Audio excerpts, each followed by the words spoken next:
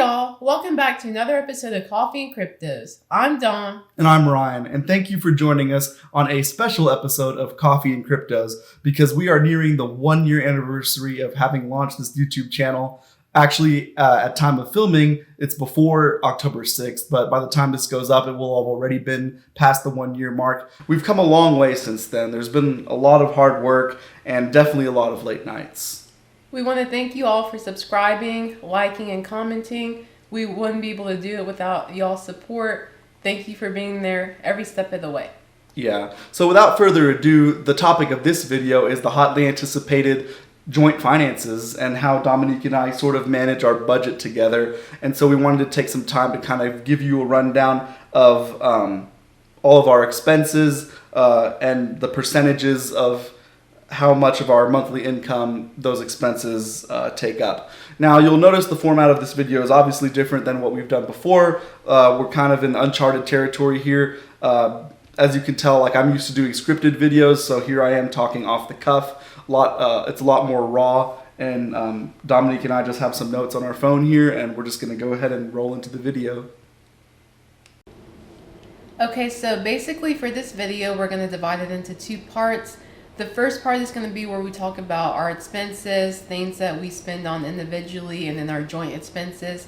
And then the second part is going to be where we answer some of the questions you guys asked us on Instagram, kind of like a Q&A session, just about our joint finances and how we split things together as a couple.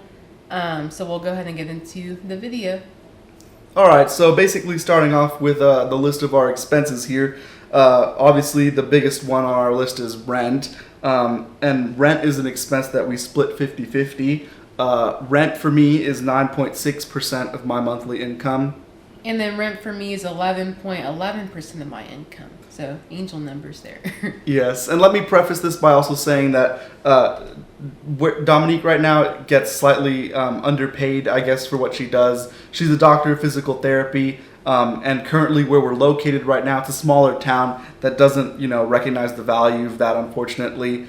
I shouldn't be making more money than her, but that's just the way it is right now. But whenever we, hopefully move to a larger city, more metropolitan area, Dominique will be able to get paid, well compensated for what she does. Yes, and so and we're he both just makes just slightly more than I do. Yes, just slightly the way. So the percentages are a little bit misleading there.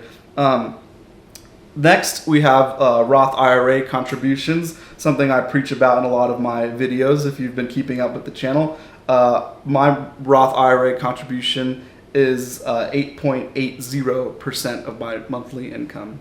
And mine is 10.18% of my monthly income, and this is something that we don't share. This is our individual Roth IRAs. Mm-hmm. Yeah, what's mine is yours, obviously, though, but we do have our own retirement accounts. We have 2 of them, and then obviously I have her as a beneficiary on mine, and then I'm listed as a beneficiary on hers. Yes. And that's through Charles Schwab. For the next on our list, we have the house fund. Now, this is something that we've been saving up because it's a goal of ours to move out of an apartment and buy a home together. And this house fund is our high yield savings account that we've mentioned in a previous video. I'll link that in the description. But it's basically the account that pays out a high interest rate. And what this will become is it'll become the down payment, essentially, the down payment for our first home. My contribution towards that house fund out of my monthly income is 8% of my monthly paycheck. And mine is 9.26%. Next, we have groceries, and this is something we split down the middle as well. We each contribute the same amount out of our monthly paycheck for groceries. It's 4.80% of my monthly paycheck. And then mine is 5.55%. And then something I wanted to add about the groceries is that we have a credit card that we use specifically for groceries, and we just throw a set amount at that every month. Obviously, groceries some months are a little bit less than others, but we always throw that same amount to the credit card just to make sure it's always paid off by the end of the month. HEB credit card. Get one if you don't have Yes. one. Must have for anyone that lives in Texas. Mm-hmm. Let's see. Oh yeah, and angel numbers again, 5.55%. Nice. The next on the list is stocks. So this is my dividend stock portfolio that I have on Robinhood. My monthly contribution to that is also 4.8% of my monthly paycheck. And then for stocks right now, I'm not investing just because when I was a student, I needed to take that money out to live off of. So right now I don't have any investments in stocks. But now that I'm working again and making more money than I was, I'm going to start investing again and building up my portfolio that I was so sad to lose when I needed money to survive. That's okay. I've been investing at least for the both of us right now during these times. But Dominique's very excited to start getting her investments squared away. Yes, very soon. Next, obviously, we have crypto, one of the heart of my investment portfolio. And that is also 4.8% of my monthly paycheck that I contribute towards cryptocurrency. And then crypto for me is nothing for now, same as with the stocks, but I'm excited to start building up my portfolio again and investing and building up that part of my savings. Next, we have car loan. What I pay for my vehicle is 4.6% of my monthly paycheck. And then I don't pay anything for a car loan because my car is pretty much paid off. I'm still driving my first car that my parents got me, so thankfully I don't have any car payments or anything like that for right now. I'll be there soon in probably about 2 more years, so my car will be paid off by then. Thankfully, I managed to get it before interest rates skyrocketed, so I didn't get stuck with a high interest vehicle loan, so that was good. Plus my credit's good, so that also helps as well. Entertainment. Spend about 3.2% of my monthly paycheck on entertainment. And then I'm about 3.7%.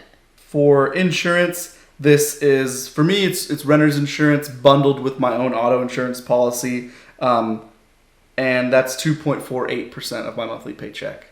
And then for me, I don't pay anything for my car insurance because my parents are still paying for that. And I would highly recommend anybody, if your parents are willing to pay for things longer and help you out for a little bit longer, definitely let them do that until you can get your feet under you and get situated with that, because that helps a lot to not have that car insurance payment. Yeah, no shame in that at all. What is it? If parents are especially willing to help, given the economic times that we're in these days, sometimes it's better to take advantage of that help.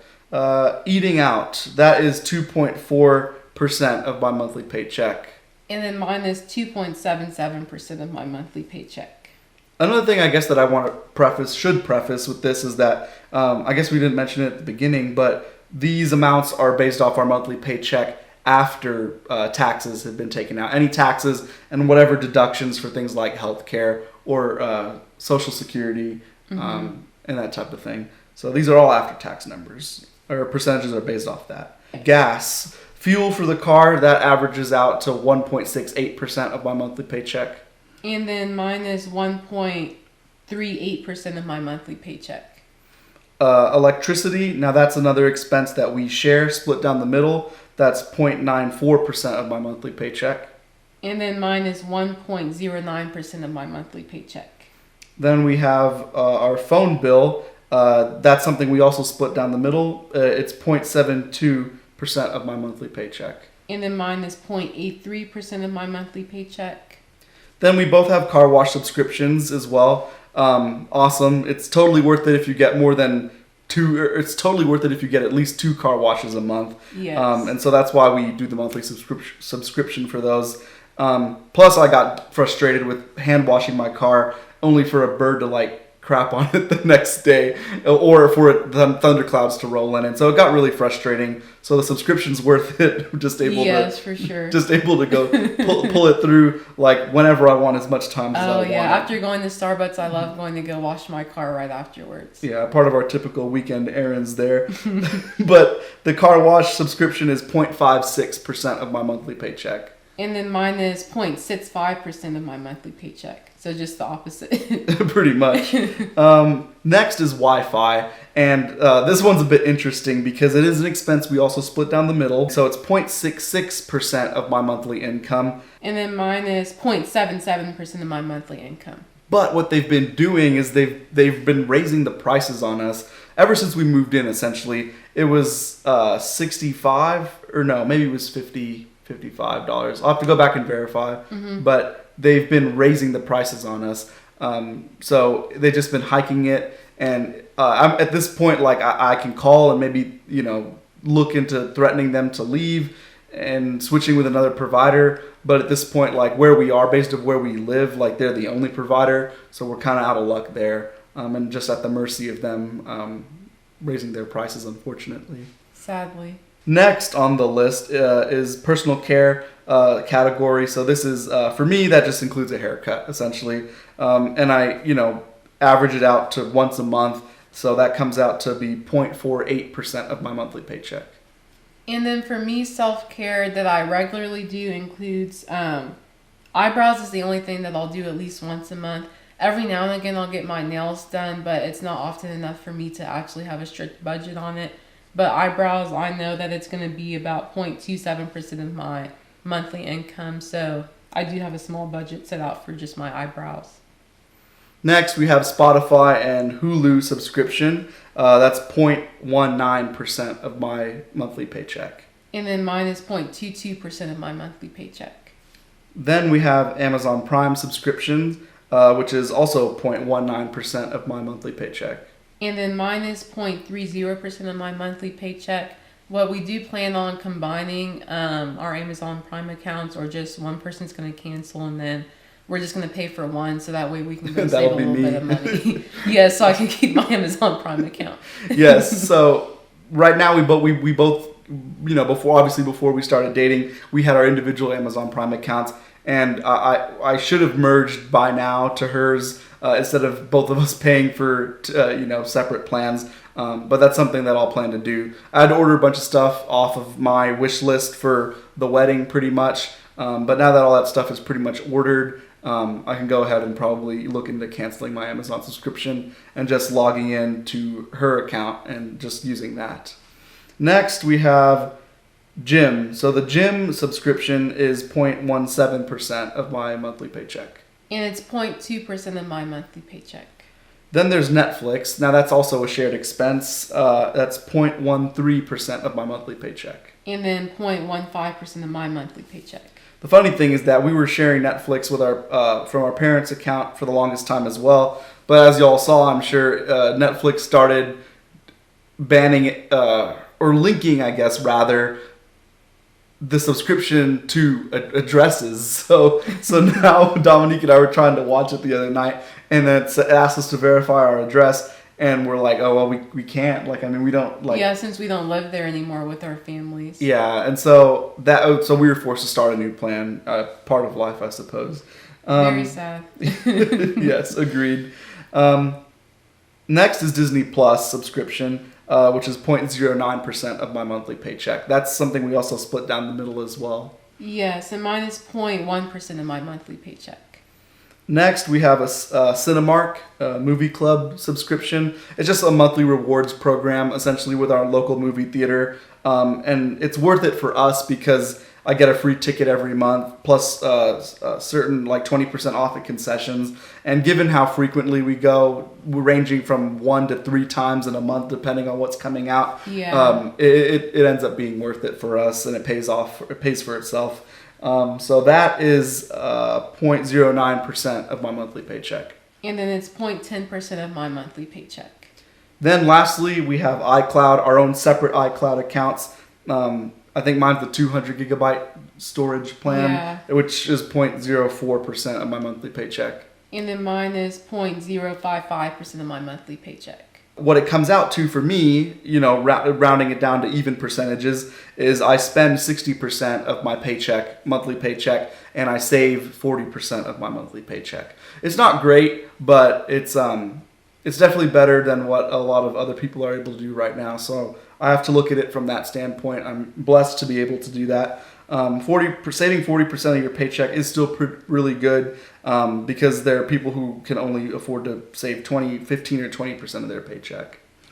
And then for me, I spend 55% of my paycheck and I save 45%.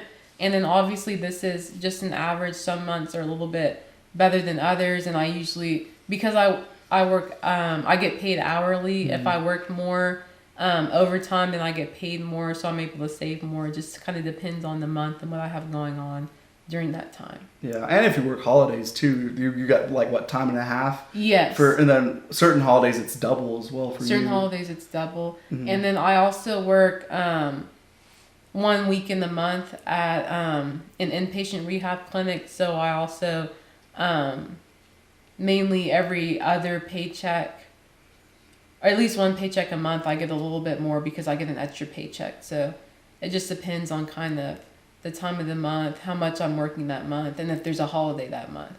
Mm-hmm.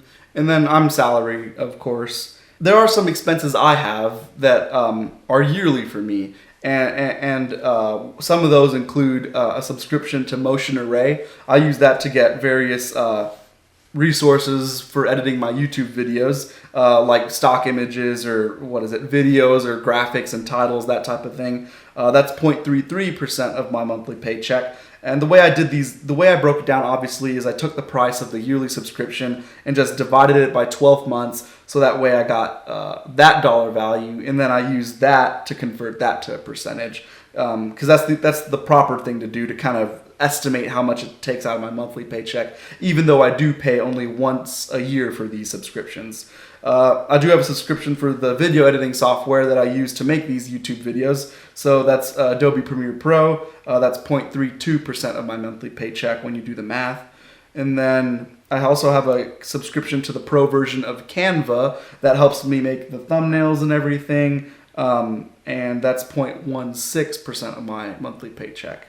And then lastly, there's also a subscription to TubeBuddy, which helps me do things like find keywords and better do SEO for the YouTube videos. Yes, we love TubeBuddy. yes. Although this video is not sponsored by them. And that comes out to 0.033% of my monthly paycheck when you do the math.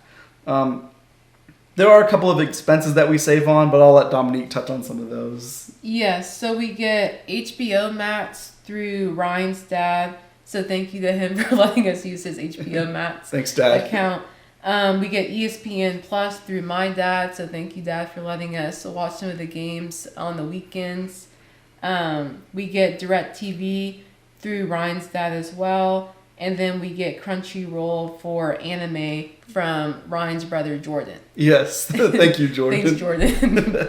Yes. And I guess I should go ahead and preface that we're not completely just mooching off our parents for those, because it's mutual. So back when I was talking about my Disney Plus subscription, I let the family share that as well, obviously. So we kind of try to take care of each other there. If you have parents or relatives that will let you do that, sometimes it's good to, maybe they take care of a couple subscriptions and you take care of a couple subscriptions if they're willing to do that, and Yes. everybody consents.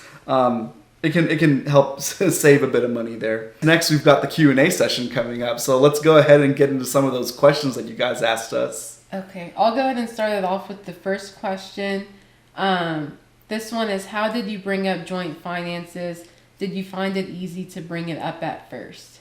Ooh, well, I think we did, because you and I are we're very similar in terms of our ambitions and our goals. Mm-hmm. And so even early on in the dating process, Dominique knew that I loved talking about budgeting and I loved talking about finance. And she knows a lot about finance herself, actually. So it made it pretty seamless, I guess. There were a couple of knowledge gaps that I filled in here and there, but for the most part, mainly about crypto and investing, because I didn't know as much before I started dating Ryan, but I feel like I've learned a lot since then. Yes, obviously more than maybe she'd care to admit, but learning by association and by proximity to me.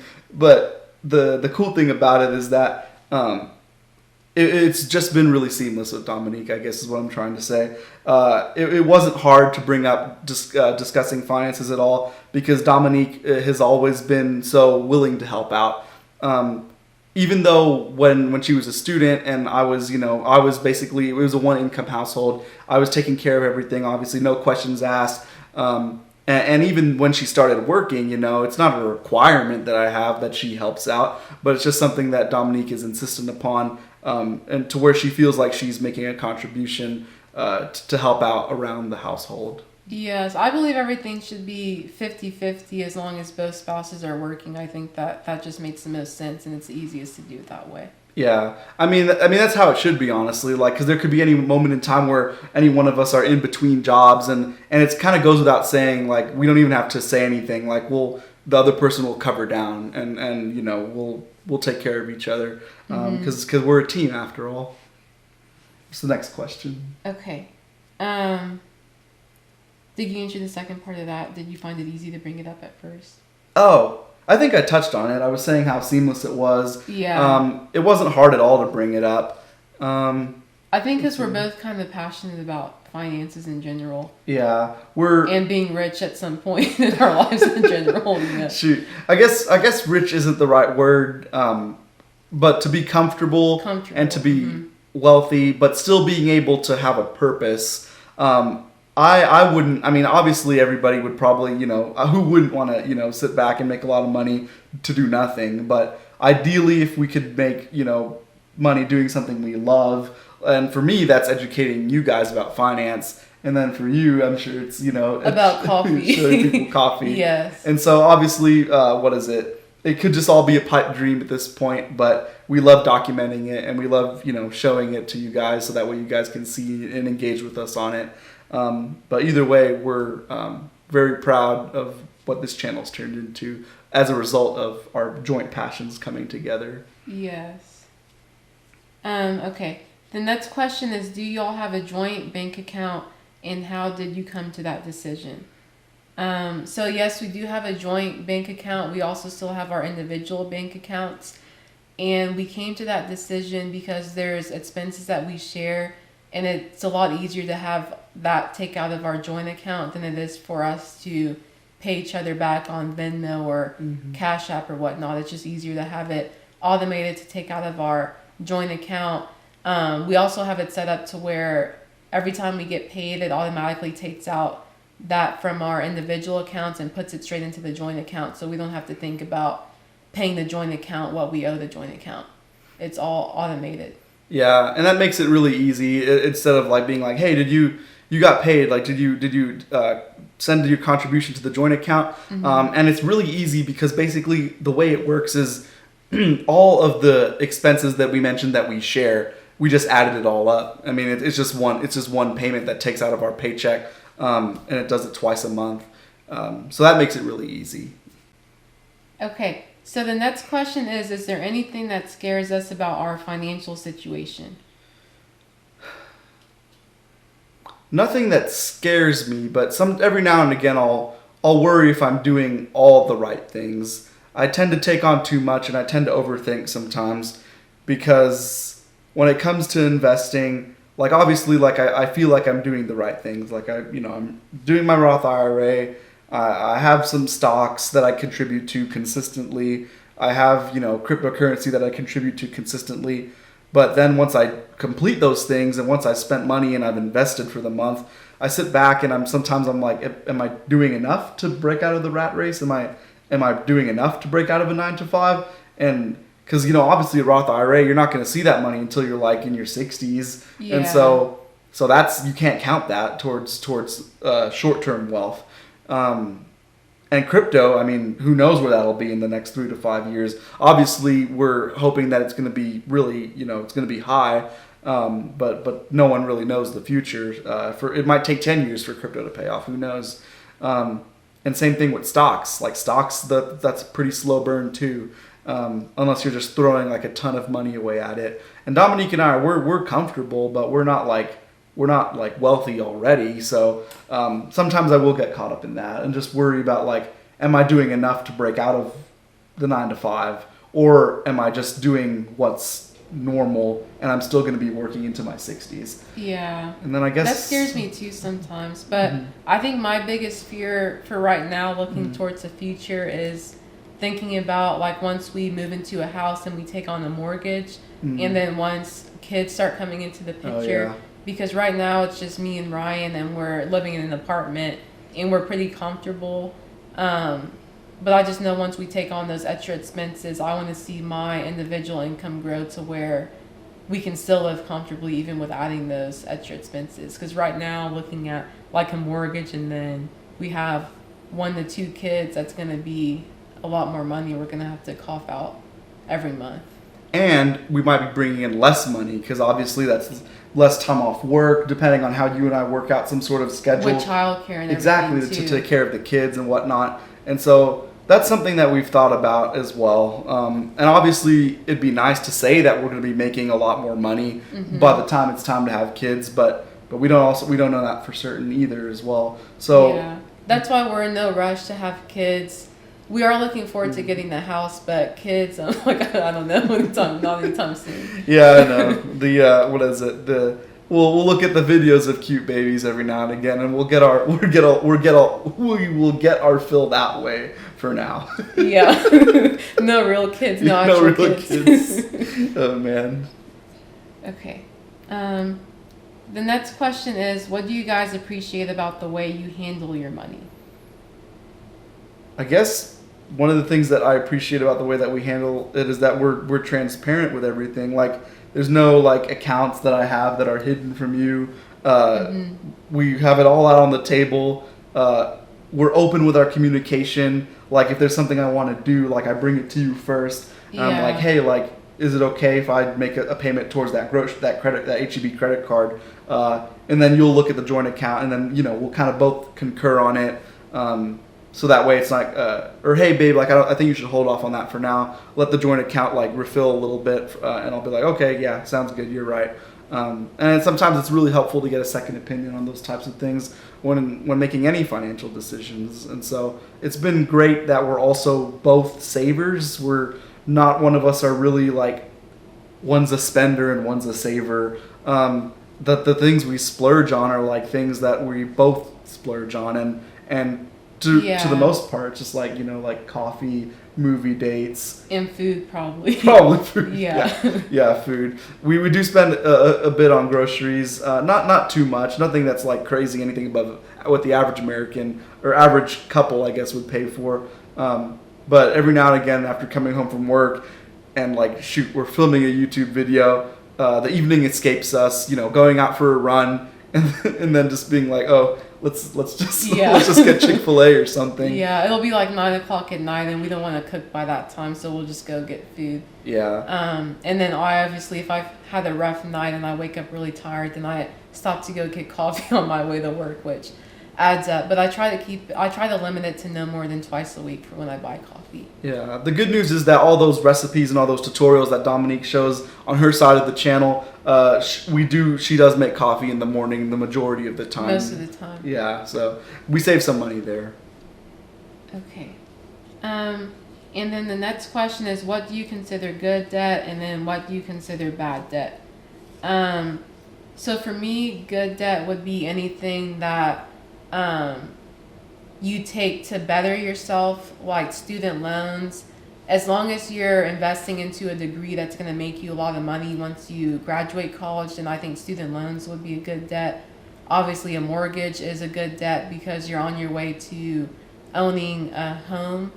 Bad debt would be just like racking up credit card debt on useless things like clothes and shoes, or spending more than what you know that you'll be able to pay back, I think is bad debt. Yeah, I think you mean more like, designer clothes and shoes, because like, well, I mean, yeah, not the necessities, the yeah. ones that people need to get around and exist pretty much. But yeah, no, I see what you're saying. Mm-hmm. What else? But even then, hopefully the necessary clothes and shoes you're not having to rack up on the credit card. Exactly. Yeah, that's a fair point too. Let's see. For me, with the education one, that one's a good one, a good example of good debt because it's an investment in yourself, like Dominique said. But I will say that it does matter on the degree you get, because if you go ahead and you get a degree that's not in demand and you can't find work, or you do find work but the salary doesn't pay you high enough to pay off that student loan in a reasonable amount of time, then I would say it's not worth it to take on that type of debt. So it definitely depends on the degree you have. So do some research, find out what career path you'd like to do, and then get the degree plan accordingly. And then a business loan could be a good debt, but it could also be a bad debt depending on If your you go business bankrupt. idea and Yeah. if it takes off or not. So Mhm. that's just sort of a it depends kind of question. Yeah. Once again, it's all going to depend on how much risk that you want to take. Dominique and I have talked about things like that, like business loans, and should we start an LLC? Should we consider that? Should we buy additional property in addition to saving up for a starter home? And those are all risks that we're not quite ready to take yet, but there's something that we're definitely keeping in the back of our mind, especially as we hopefully make more income in the coming years. Yes. The next question is, how much could we spend without consulting each other? That's a good one. Did you want to take that one? Yeah, I would say anywhere between $500 to $1,000. It kind of depends on what the purchase is, but I feel like even if I spend more than $300, I feel like I'd let you know what I spent it on. Mm-hmm. Yeah. Unless it's like a birthday gift or something. I just bought Ryan the AirPods Pro 2, Yes. the USB-C version. Yeah, it's the what is it? Since Apple's switching, they're getting rid of the Lightning cable. But yes, thank you for that gift. You're welcome. Yes, it was an early birthday present. She couldn't hold on to it until Friday, which is when my actual birthday is. No. so yeah, she surprised me with it right away. I went out and geeked out, and I bought a little silicone case for it at Best Buy and wireless charger for it and everything. So yeah, thanks, babe. You're welcome. Yes, I would agree with that. I would say that those numbers are fair. I don't feel good going out and spending $300 unless, like I said, it's for like the occasional, like gift that I know that Dominique's been wanting for a while. I think the last gift that I got you that was around maybe $250, $300 was that the Kobo, the my e-reader. e-reader. Yeah, because I got it with the bundle with the case and everything, and so and it was nice seeing you be excited for that because I know you love to read. So Yes, I really appreciate that. of course. But yeah, like I mean, if it's like like I go out and spend like $300 on like a suit or something, and I'd want to consult Dom and be like, hey, like, do you think I need this right now, or like, and then maybe she'll set me on the right path, be like, no, we just use this old suit you have, and I'll be like, okay, yeah, sure, we'll that could work, that's fair. And then right now too, a lot of our expenses in that range are things that are going towards the wedding, so we talk about that stuff anyways. Yeah, that's true. A lot of the expenses that we basically listed, that's just us like existing. So obviously that doesn't account for any of the wedding expenses. I will say on the wedding, it is a relatively, a budget wedding, for lack of a better term. It's still going to be, really well done, and it's going to be nice for what it is. And we're really excited for it. Yeah. But in terms of what the average American couple spends on a wedding, which ranges Which is from insane, like $30,000. yeah, $30,000, $35,000. We're actually only at like total spent right now. We're only at like maybe like what $12,000. $12,000. So we'll probably end up coming in at once catering's paid, we'll probably come in right under that $15,000 range. So it's actually pretty nice. It's going to be at a country club, and we got good deals on everything. The venue was insanely affordable, and everything just is coming together real well with it. Yeah. So we're grateful and we're blessed in that aspect as well. Okay, and then the last question is, what's the best financial lesson you have learned? Ooh. There's so many good ones out there. I know so many. Yeah. One is to always plan for the future. So Mhm. investing and saving for retirement time is always a good one. Yeah. And then I think as far as joint finances, I think communication is the best thing you can do for your finances. So yeah, that is a good lesson as well. And sometimes it's just the things that are so obvious. Something as obvious as communication, it goes a long way. Finances are the number one reason for divorce here in America, and so you definitely don't want to have arguments about money. You need to be really clear, and both people need to have a mutual understanding on where you're coming from. If you're a man and you don't feel comfortable paying for everything, and she's a woman who, you know, is like, oh, well, you better pay for everything, then there will be friction. Maybe y'all aren't Or meant if for it's each the other. other way around. Exactly. I've also seen it where it's Yes, the other way around. It can be the other way Yeah. around. Let me correct myself. But that can cause a lot of friction. And not saying that those people aren't meant for each other, but they maybe they should do some reevaluation. Yes. Yes, and then always make sure that you're well fed, that you have a coffee, and that, what was the other one? The third one? Well rested. Well rested before you speak about finances with your partner.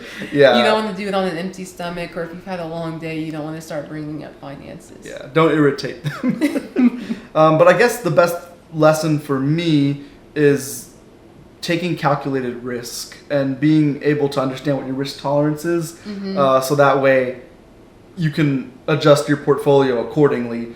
I can tweak it to make a more aggressive growth strategy if I'm in my mid to late 20s, and then slowly taper it off accordingly as I age and take less risk as I become an older investor, essentially.